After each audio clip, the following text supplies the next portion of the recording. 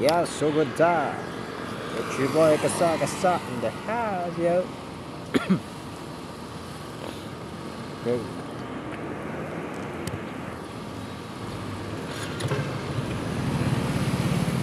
Tapang nga. So it's still kuan ka na kadlawon pa karon guys. No, it's not kadlawon morning hindi siya.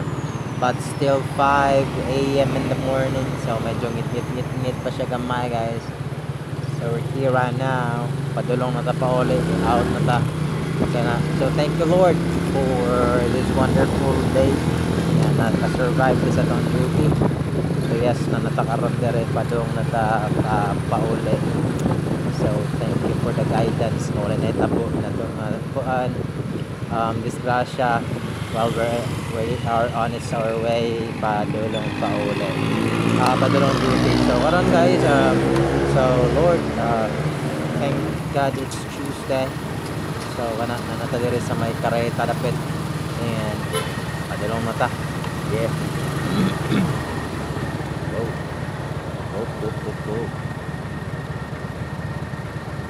So when you say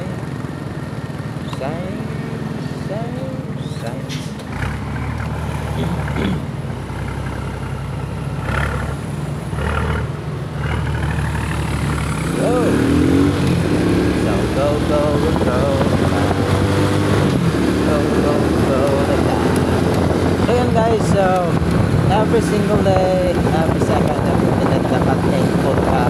Why it's really a blessing, and at all the time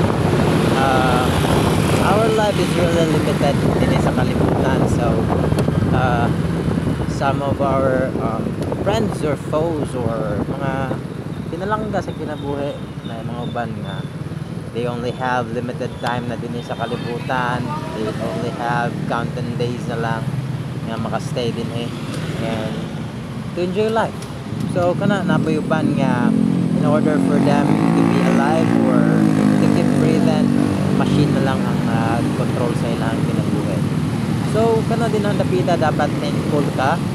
Anong na abot ka dirang dapita, you still have the energy, the gift of life nga ma-enjoy nimo. Kompleto imuhang kuan, imuhang alawas, makakita ka, makalakaw kag tarong, makastorya kag tarong, makakaon kag tarong, makadagan kag tarong. So din ang napita guys, imuhang ma-appreciate ang life and dapat malipayan kag dapat thankful ka sa ato ang Ginoo which is siya ra gid mismo ang gahatag ana. So kana og unta ayaw palok mo or padala sa problema. Why kana ang problema? It's because you exist in this world. So by the time na nag-exist ka in the world guys, kaluhaan ito sa problema. So unta, even if you have those problems, and you cannot take as a battle every day. Why? Because dili lang ikaw mismo ang may problema ang kalibutan na. Dili lang ikaw mismo ang naayong una-una. Pag naayong sa ibang mga problema, mga adlaw-adlaw. Pag abot sa time ay nga punto, yes, problema ko di mo na siya. Why? Because in every problem na agin na siya blessings na mahitabo or makuha. Every time na masolusyonan mo na sabot ana na ay mga grasya nga mahitabo na maabot na sa para nito. Ngayon guys, tawag na siya problema to if you're not familiar on it. So there will be a new grace to come or blessing na mahitabo nga. Yan naman ang problema guys, if dili ka familiar sa isa ka butang, pasabot ana wala ka maanad, you're not really familiar in it. So kasi mahitabo, so dili nimo makayang ma-handle. There will be hardships nga mahitabo nga imuhang makuha by the time na makuha nimo na siya nga mga outcomes sa kinabuhi. So kasi mahitabo ana, mag-isip ka, there will be struggles just like that. And ang pangutana, kung magka-problema ka, so it's not really kuan, so you're not familiar on it. So kasi mahitabo ana. So since dili ka familiar, so na yung mga mahitabo sa dili siya ka familiar, which is a different result sa mahitabo. Kaya kasi mga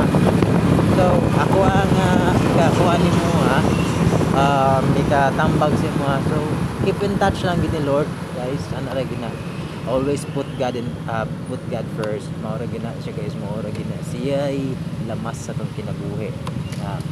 Dapat sa tanan nato mga pagabuhaton na siya nga nagiya sa ato na ang Ginoo. So unta magmalipayon ta kana din na nakita, thankful ta bisan ay mga problema. Just like what the song says, it's a beautiful day. It's like that. Beautiful day. Thank you for sunshine, thank you for rain, thanks for joy, thanks for the pain. It's a beautiful day. It's a beautiful day.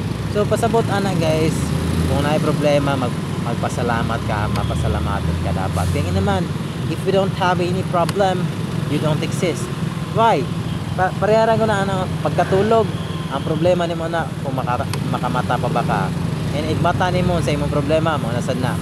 Ang mubangon ka to fight for your survival. Mo na kanang mangita kag pagkaon. So to feed yourself, to put food on your plate. So sa mahitabo sa solution ana, dapat nakakay-trabaho or else nakakay-negosyo. So why? It's because all of the things that we had in this world is really accompanied by money. So it's connected by money. So siya may tabo.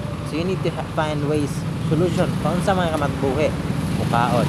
So sa man mo na pagkaon, di ba, paliton. So ano din ang napita guys, unta makasabot mo nga tanan-tanan na solusyon. It doesn't mean nga wala solusyon. So, ana ra gina siya guys. Kung tan-aw nimong wala na kay kapainan, kung tan-aw nimong kaputanan nimo wala na tubag, hala adto wala siya pinaagi sa mga ampo. Kay kana tanan-tanan nga imong gipangayo. And imong nga pangutana, matubag lang na niya. He is the way, the truth, and the life, and he is the answer for all those questions na imong ginaasin ang kinabuhi. So, mapasalamaton ta dapat din ang napita. So, and Lord, thank you for sa tanang guidance. Until now, abot na din rin napita nga wala na tabo nga mga aksidente o sama. So, kana basta sa pod, magpasalamat ta sa mga tanan mga until now na nagyabot, nagbiyahe, mga riders din na sa mga co-workers, mga employees din na, o sa mga nag-handle sila mga business. Sila sa mga drivers ko din na guys. So anda magmalipayan mo yan safe no sa inyong mga biyahe. So on nanatata karon diri sa CCMC, Cebu City Medical Center. Yeah. So karon pa lang ta kabalik-balik vlog mga road trip vlog guys kay by the following days we see kayo ta.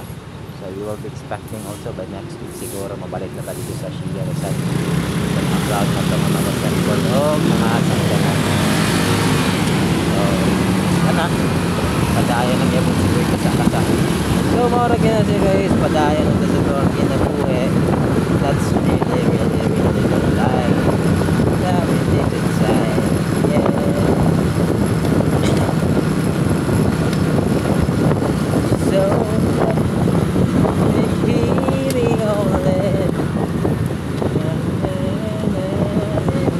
So that's all for today guys.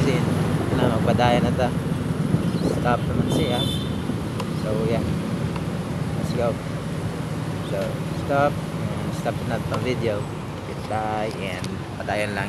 Don't forget to pray. Thank you.